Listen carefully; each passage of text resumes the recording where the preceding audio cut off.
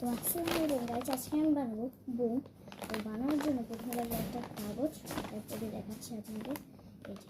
এই যে এরকম করে প্রথমে এই যে এরকম করে বড় একটা ভাঁজ নিয়ে নেব। ভাঁজ নেওয়ার পরে বড় ভাঁজ নেওয়ার পরে এখানে বড় ভাঁজের মধ্যে মাঝখান দিয়ে আরেকটা ভাঁজ তুলবো, ঠিক এইভাবে।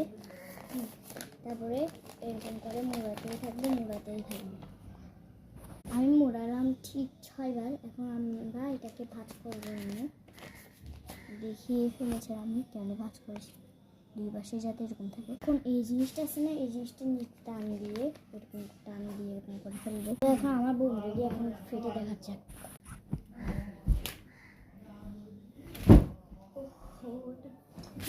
থাকতে হবে।